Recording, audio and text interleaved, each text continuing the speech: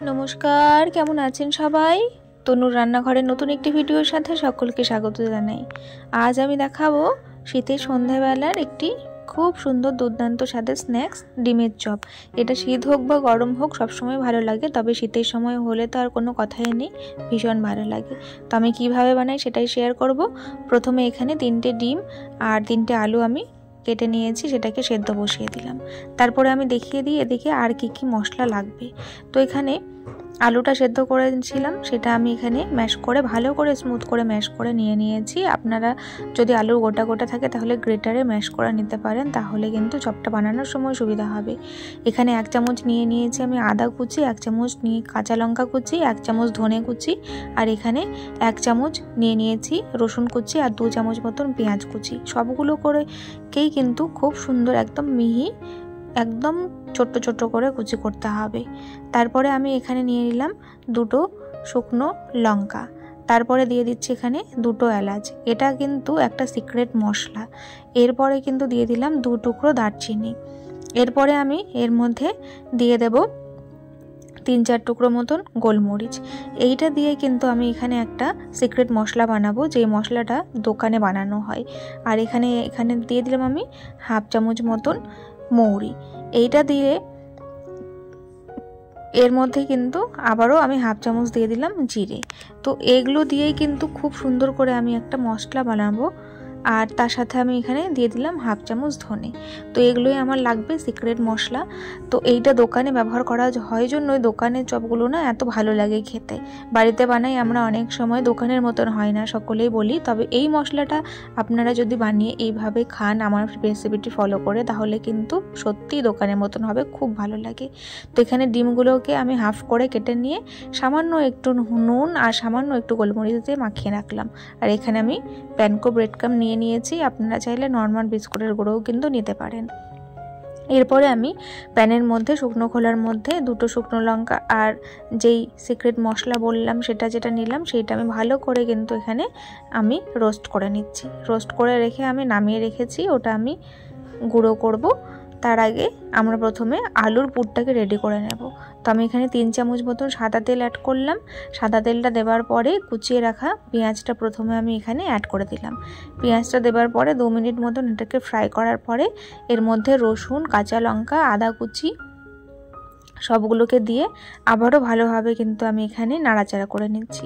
গ্যাসের ফ্লেমটা কিন্তু এই পর্যায়ে আমি মিডিয়ামে রেখেছি। যখন হালকা ব্রাউন কালার ধরতে শুরু করবে সেই পর্যায়ে আমি এখানে গ্যাসের ফ্লেমটাকে লো করে দিয়ে 1 চামচ হলুদ গুঁড়ো, 1/2 চামচ জিরে গুঁড়ো, 1/2 চামচ ধনে গুঁড়ো, 1/2 চামচ কাশ্মীরি লঙ্কার গুঁড়ো দিয়ে দিলাম কালারের জন্য, আর স্বাদ মতন নুন দেওয়ার পরে এটাকেও ভালো করে আমি মিশিয়ে নিলাম। গ্যাসের ফ্লেমটা হয় বন্ধ করে দেবেন, না হলে লো করে রাখবেন, যাতে মশলাটা কোনোভাবে পুড়ে না যায়। তো এটাকে ভালো করে মিশিয়ে নিয়ে কষিয়ে নেওয়ার পরে আমি এর মধ্যে কিন্তু ম্যাশ করে রাখা আলুটা এর মধ্যে অ্যাড করে দিলাম। আলুটা দেওয়ার পরে খুব সুন্দর করে মশলার সাথে এটাকে কিন্তু মিশিয়ে নিতে হবে। তো কার কার ডিমের চপ খেতে পছন্দ সেটা কিন্তু অবশ্যই জানাতে ভুলবেন না, ভিডিওটি কোথা থেকে দেখছেন সেটাও জানিয়ে যাবেন। তো এরপরে আমি যে মশলাটা বানালাম গুঁড়ো, সেটা কিন্তু ভালো করে গুঁড়ো করে নিয়ে তারপরে 2 চামচ মতন এর মধ্যে আমি অ্যাড করে দিলাম। এই মশলাটা পড়ার পর থেকেই না একদম টেস্টটা আর গন্ধটা কিন্তু একদম চেঞ্জ হয়ে গেছে। তো আজকের ভিডিওটি যদি আপনাদের ভালো লাগে থাকে তাহলে প্লিজ চ্যানেলটিকে লাইক, শেয়ার, সাবস্ক্রাইব করে বেল নোটিফিকেশনটি অন করে রাখবেন, এতে করে আমার ভিডিও নোটিফিকেশন সবার আগে পেয়ে যাবেন।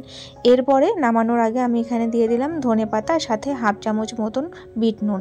দেবার পরে খুব ভালো করে আবারও আমি মিশিয়ে নিচ্ছি। বিট নুন দিলে না অন্যরকম একটা টেস্ট হয়, বেশ চটপটা টাইপের খেতে হয়।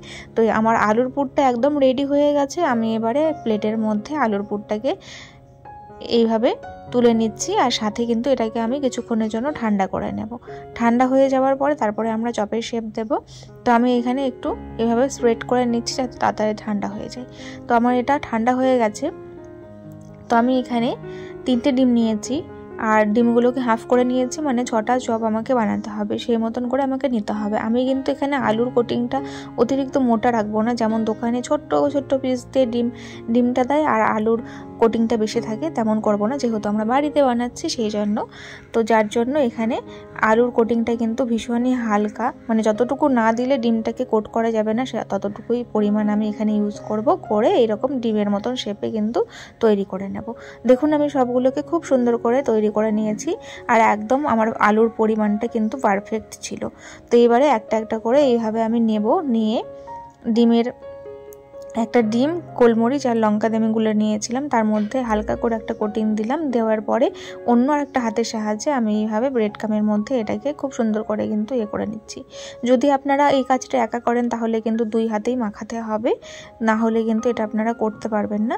তো খুব সাবধানে আমি এটাকে ডবল কোটিং করে নিচ্ছি। আবারও আমি এখানে ডবল কোটিং দেব, আপনারা চাইলে সিঙ্গেল কোটিংও দিতে পারেন। যেহেতু আমি এই প্যানকো ব্রেডটা ইউজ করেছি সেই জন্য আমি এখানে ডবল কোটিং দিয়েছি।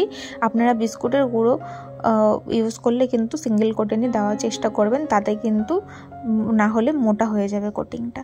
তো এইভাবে আমি খুব সুন্দর করে কিন্তু এটাকে সেট করে নিলাম। তো এটা আমার রেডি হয়ে গেছে। এইভাবেই বাকি সবগুলোকে আমি রেডি করে নিয়েছি। আপনারা যদি সবগুলো না খেতে চান তাহলে কিন্তু এই রকম করে বানিয়ে ডিপ ফ্রিজে স্টোর করে রাখতে পারেন। 7 থেকে 8 দিন মতন, একদম নষ্ট হবে না। যখন ইচ্ছে হবে বের করে রেখে আপনারা এইভাবে তেলে ভেজে খেতে পারেন। তো আমি এখানে বেশ খানিকটা তেল দিয়ে দিয়েছি। দেওয়ার পরে বেশ বড় বড় সাইজ হয়ে গেছে আমার ডিমের চপটা। তো সেটাকে একদম গ্যাসের ফ্লেমটাকে লো রেখে আমাদের ফ্রাই করতে হবে। তো আমি এখানে প্রথমে 2টো দিয়েছি, 2টোই আমি আজকে ভেজে দেখাবো আপনাদের। তো এইভাবে উল্টে পাল্টে হালকা করে কাঁটা চামচের সাহায্যে নাড়াচাড়া করে নিয়ে আমি ভালো করে কিন্তু এটাকে ভেজে নিচ্ছি। আপনারা তেলের টেম্পারেচারটা দেখে বুঝতেই পারছেন যে আমি একদম লোতে রেখেছি, তাড়াহুড়ো করা যাবে না। খুব সুন্দর করে চারিদিক যখন গোল্ডেন ব্রাউন হয়ে যাবে সেই পর্যায়ে কিন্তু আমি এটাকে তুলে নেব। তো ভীষণ ক্রিস্পি হয়েছিল। আমি এবারে একটা কেটে আপনাদের দেখাচ্ছি কতটা সুন্দর হয়েছে।